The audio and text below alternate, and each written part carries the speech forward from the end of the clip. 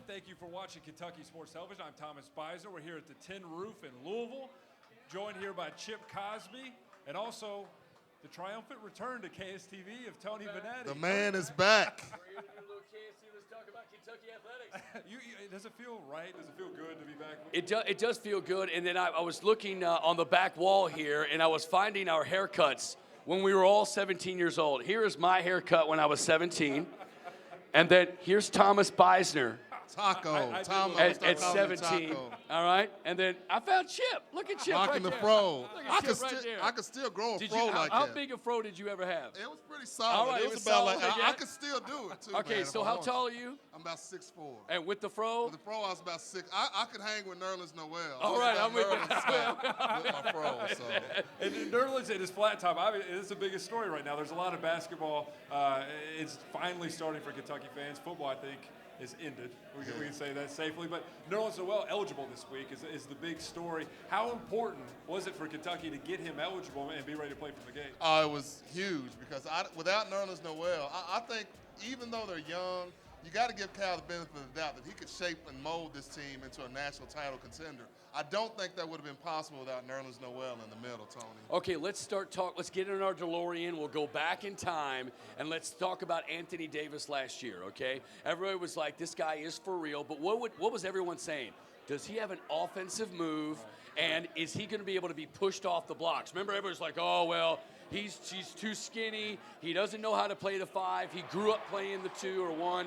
You know, he can't play the 5. Remember that? Yeah. And about 2 months into the season, he's player of the year. Now, what are we saying about Nerlens? He doesn't have the offensive game. He doesn't have an offensive game, and he gets pushed off the block. But he's not Anthony okay, Davis though, right? now. Am I right? Yeah, but I mean, have we heard and seen enough to say that he's not going to be Anthony Davis? Anthony Davis did have the advantage of being skilled from playing guard. So he saw the game from a guard's perspective. So he had that jump shot touch. He could handle the ball a little bit. And the one thing he has over Noel is Anthony Davis was skinny from the waist up, but his legs were thick. I mean, he could hold his position down there because he was strong from the waist down.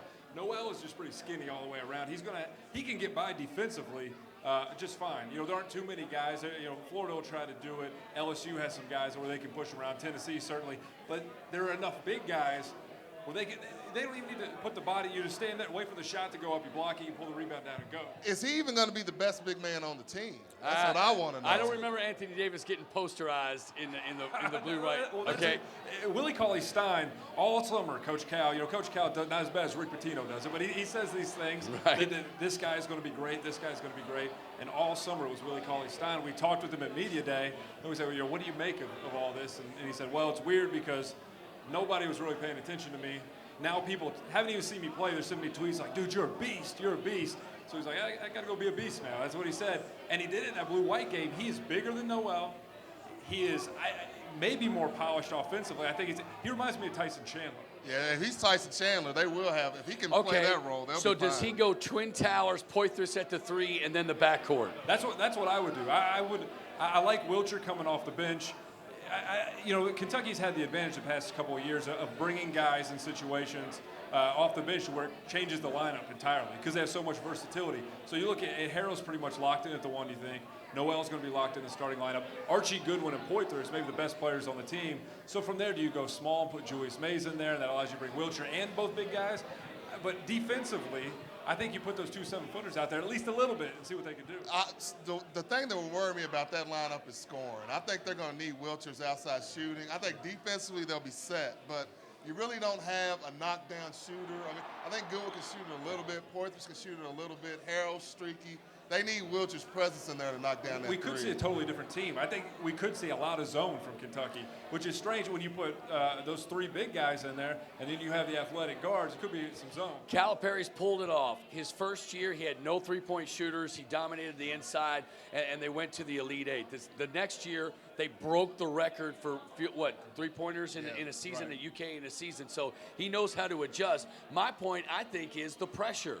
Because you got this super team coming in the next year. All these guys at UK right now, there's not a spot for you next year. You got guys coming in.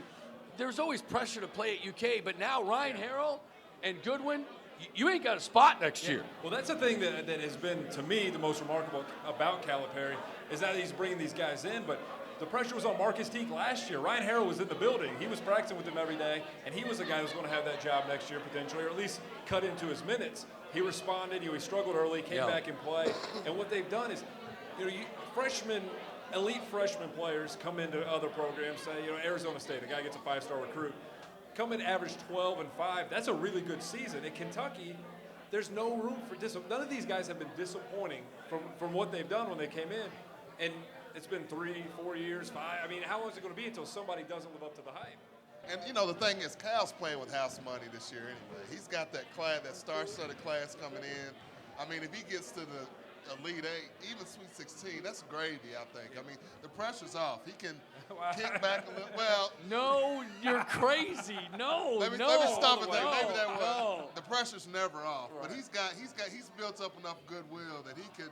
He doesn't have to get. Are they the best team in the country though? Because right now we got 3 teams right around here that are the top 3 teams: Indiana, Louisville, Kentucky. Is Kentucky the best team right?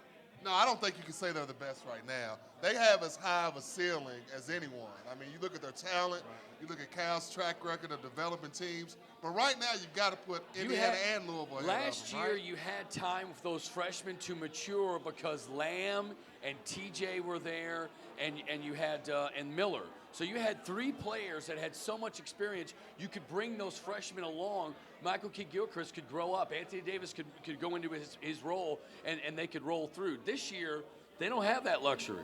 When I look at those 3 teams, I think Indiana is obvious. They have the best player in the country. I think Cody Zeller's the best player. They return a lot of guys. Louisville has a lot of guys they return. Kentucky, though, maybe has the highest ceiling. Is Louisville the team that maybe has the biggest chance to fall off the map? Because a lot of why they're there came at the end of the season. They really found their stride. And to me, their most important player is Peyton Siva, and he's a guy that so much of how he plays is tied into emotions and feeling good mentally and things like that. And I feel like Louisville's a team that's very good, has a lot of talent, but it could, derail at some point, at least for 5-6 games, and then they'll have to fight to get back on track. Let's not forget there was a time and point last year where a lot of people didn't think they'd get in the tournament. They got hot at the right time. I'll say this for Siva. I think he played hurt last year. I think he's healthy now. I think he'll be fine. The one thing, we talked about this, Tony, can they shoot the ball? It's hard to imagine a team that can't shoot winning a national championship. Okay, but let's be realistic. The first 2 or 3 months of the season, they don't matter. You can lose 9 games. This is all about March 15th or whenever the tournament starts. I mean, we've all decided now that we are compressing the college basketball season into 3 weeks in March and April, right? I mean, all these games don't matter. Look at Kentucky 2 seasons ago. They were 500 in the SEC at one point, right? When Terrence Jones was a freshman. They ended up going to the Final Four. But that's all you remember is that they went to the Final Four that year. That's it. And what do you remember about the year before? John Wall and Cousins, but they got ousted in the Elite 8. That's all you remember. So if Louisville has one of those, and they will, those 4 or 5 games run through the Big East where they drop some, they can't shoot, it's going to be crazy.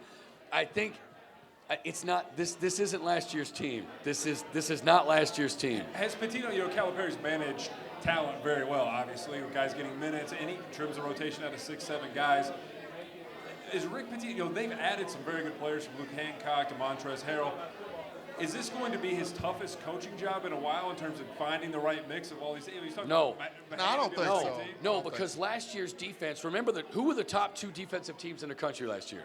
Kentucky and Louisville. Well, all those guys are back, and you added, and I talked to Chip about this earlier in the week, what you added to this Louisville team was what Ellis Miles added to Denny Crum and Rick Pitino's Final Four team was grit. That Montrezl Harrell and Hancock have that look at, like, not sure if they're going to punch you at any given time during the game. That's what that Louisville team needed, was a little grit. I'm not saying Bohannon's, a little finesse. He's not. But Bohannon's like the kid that played for Eastern High School, all right, that's really good. He's got skills. But Montrez is his cousin that played for PRP that at one point he might throw on you, okay? It's a little grit for that team, and I think that's what that Louisville team needs is a little, And Calipari says toughness is the one thing he's worried about this team, so makes that game even more interesting building up to it for sure. Now don't go anywhere because there's more KSTV after the break. And when we come back, we're going to have a UK trivia answer for you. But while we're gone, you can think about the answer. This weekend, UK is going to honor which former player, former NFL player, and what years did he play for Kentucky? We'll be right back after this check of the forecast on CN2.